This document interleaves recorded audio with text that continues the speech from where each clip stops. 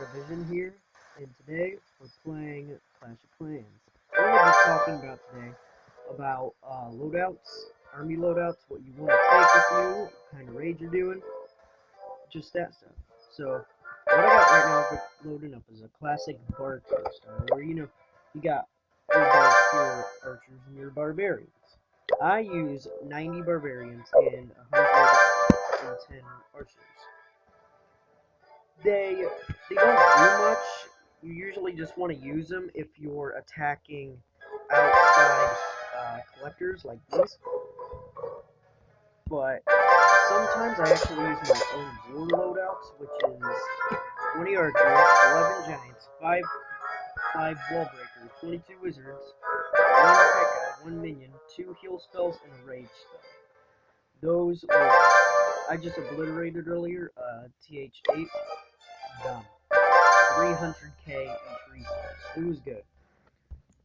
So if you're gonna use your war loadout, that's fine, but make sure that it's not over 200,000 elixir. You kind of wanna, you don't want to use too much elixir. Like if you're gonna use P.E.K.K.As, you're gonna only use 1. I mean, my loadout just barely meets those recommendations with 196,000 elixir. I'll show you how the Barchers do when they're done, so I'll be back in a bit. Alright, now that I have all of the archers and barbarians trained, we'll now go and find an attack that we can do. I'll just pause it for now so you don't have to wait. Alright, so I found a pretty good one. You see right here, the mortars are far inside. This is a square base and there's a lot of area, so these mortars are probably not going to hit these guys, knowing that they're going to hit these collectors out here. The Barcher raid is not something that you're going to use to storm in and take the elixir and gold out of the containers. So we're going to send them over here so we could go and get some of the collectors, like the archers and barbarians over there. Put them up here. And you should get a pretty fair amount.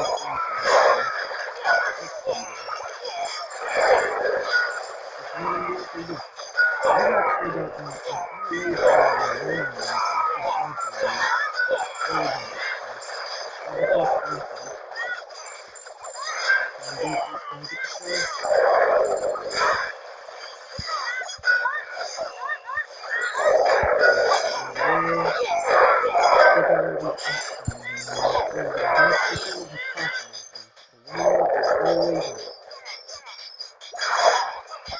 I know there's no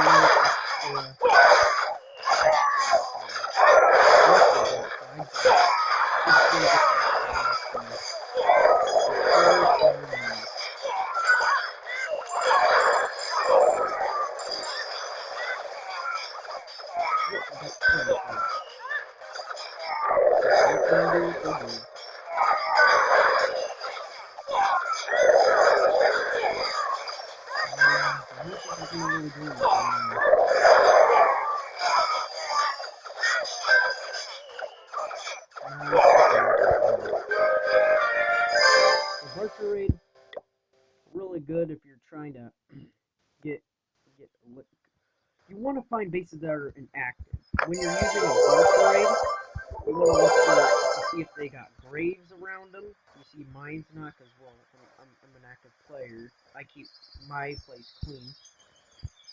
If they have, like, trees and rocks everywhere, and if they have gravestones, then that means they're inactive. And when they're inactive, that means that their collectors are probably pretty full. So, you want to look out for those, remember that. Now, there's a lot of other ones that you could use for raiding when you're looking for resources like gold and elixir and dark elixir, but you gotta vary the two depending on what kind of troops you use, which is either looking for golden elixir or looking for dark elixir. I'll set up the next one, so just give me a little bit. I'll pause the video.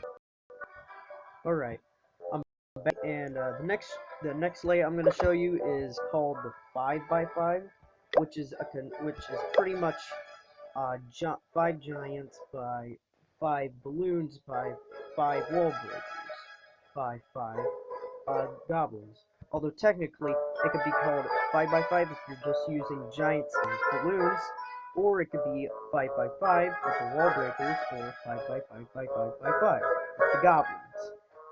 But I don't really like this strategy because it takes a lot of elixir to do. I mean, you know, balloon at my level, it's level 4, so it's like 3.5 thousand elixir for each balloon. It's pretty expensive, but I've never actually used it before, but I've seen it used, so I'll just try it out and see if I can find a base to use it on.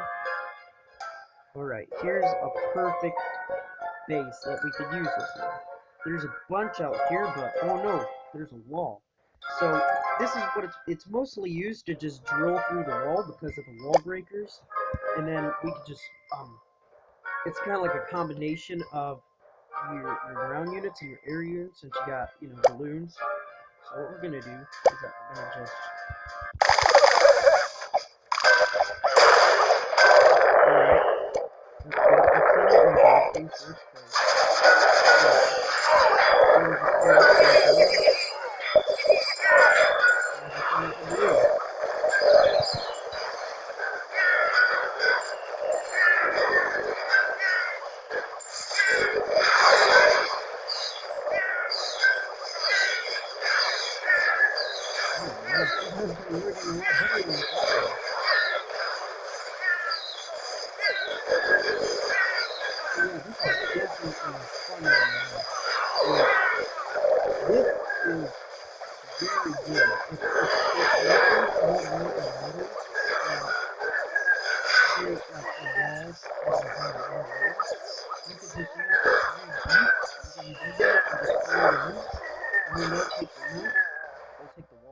And then you can send in your giants, and then, or your Barb King with the giants, and then you can send them in, distract all the defenses, and then send in the gobs, and they would take out all of the all the collectors, like they were on the line over here. So I know it's a defeat, but we got some good resources. So I'll set up the next one, and I'll be back in a bit. Alright, I have the third and final layout that I use ready. It's called, I guess, the Barbant Breaker. It's a composition of barbarians, giants, and wall breakers. Well, you know, it's with mortars it's gonna be bad since there's a lot of barbs, but due to the amount of how many there are without the addition of archers, you know, like what people would usually do in the earlier stages of town halls, they would just drown out the enemy town in just barbarians, and it would work very well. So, you know, combining this with some giants to protect them and some wall breakers to get into the walls, what could go wrong? I'm gonna go find a village and show you it. How much elixir is in this base? That's some good elixir. So we got a lot of collectors out here, and they're very full. So we could at this point just send out some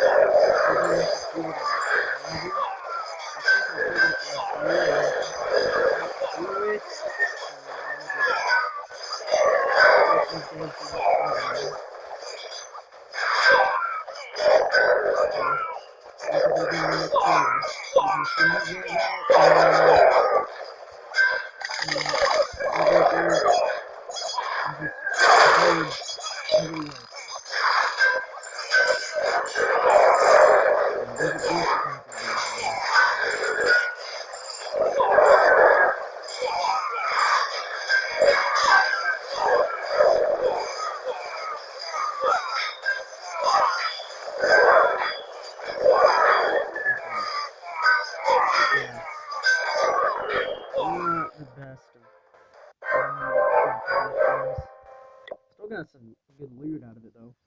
So out of all the three of them, I would probably say the one that worked out the best was actually the 5x5x5.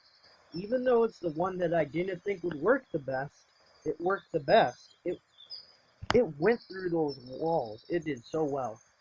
So I would probably recommend the 5x5 by 5x5.